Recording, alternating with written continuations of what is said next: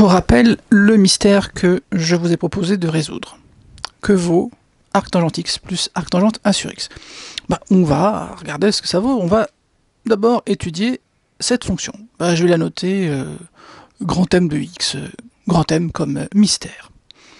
Première chose, on fait l'ensemble de définitions de grand M. Alors c'est égal à quoi? Arc tangente x, vous savez que c'est défini sur R. Donc là, pas de problème. 1 sur x n'est pas défini sur R, c'est défini sur R étoile. Après, on va aboutir dans R étoile également, et ça ne posera pas de problème parce qu'arc tangente est défini sur R. Donc ça veut dire que la valeur problématique, c'est 0. Donc l'ensemble de définition de notre fonction grand M, c'est R étoile.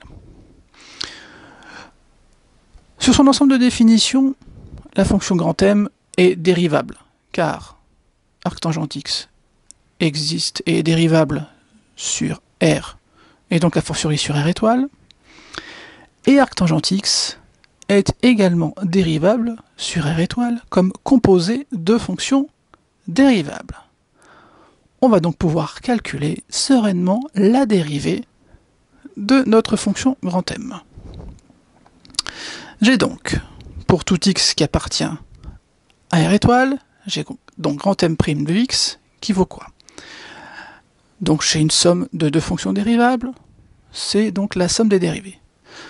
La dérivée de la fonction arc tangente, je vous rappelle, c'est 1 sur 1 plus x carré. D'accord. Le deuxième morceau va nous permettre de réviser la notion de dérivée de la composée. Là aussi, je rappelle une petite formule magique. La dérivée de la composée, quand j'ai f rongé, c'est f' rongé multiplié par g'. On voit souvent des erreurs. L'erreur la plus fréquente est d'oublier le g' de x, de ne pas comprendre en quoi consiste f' rongé ou f' de g de x, c'est la même chose. Donc on va y aller pas à pas. On va donc s'intéresser uniquement au bout arc tangente 1 sur x. Arc tangente 1 sur x, ça veut dire quoi? Ça veut dire qu'on commence par prendre un x, on prend l'inverse de x, et ensuite on le fait passer par la moulinette d'arc tangente pour obtenir arc tangente 1 sur x. Donc ici on l'a fait passer par une fonction g, et la fonction g à x associe 1 sur x, et là je l'ai fait passer par une fonction f, qui est la fonction arc tangente, donc qui a x associe arc tangente x. Je connais les dérivées de ces deux fonctions, g et f. Je les écris. Là aussi, je vous conseille d'écrire les dérivées. Donc, la dérivée de 1 sur x, c'est la fonction qui a x associe moins 1 sur x carré. La dérivée d'arc tangente, petit rappel, c'est la fonction qui a x associe 1 sur 1 plus x carré. Donc maintenant, nous avons toutes les cartes en main, c'est le cas de le dire, pour calculer la dérivée de notre petit bout. C'est donc, je rappelle que je calcule arc tangente 1 sur x, et je calcule la dérivée de cette fonction. C'est égal à, donc j'ai f rongé, qui vaut arc tangente 1 sur x, pour mémoire. C'est donc f' rond g de x. Ça veut dire que c'est f', donc c'est 1 sur 1 plus, mais attention, c'est pas x2 que je dois mettre, c'est g de x, le tout au carré. G de x, c'est 1 sur x au carré.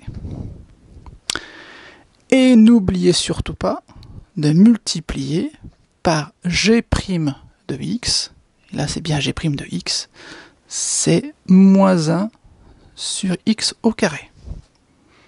Faites bien attention, le piège est ici, c'est de bien appliquer f' non pas à x, mais à g de x. On va simplifier un petit peu notre calcul, donc ça fait moins, je mets le signe devant, 1 sur x2 multiplié par 1 plus 1 sur x au carré. Là, j'ai simplifié un petit peu ici. Je vais encore simplifier en développant. Ça fait moins 1 sur x2 plus 1. Je vais pouvoir mettre ce morceau-là là-haut. Je vais pouvoir ajouter donc la dérivée que je viens de calculer à celle que j'avais calculée auparavant, du morceau arctangente x. Donc ça fait moins 1 sur x2 plus 1. Ces deux termes sont égaux, donc ça fait 0.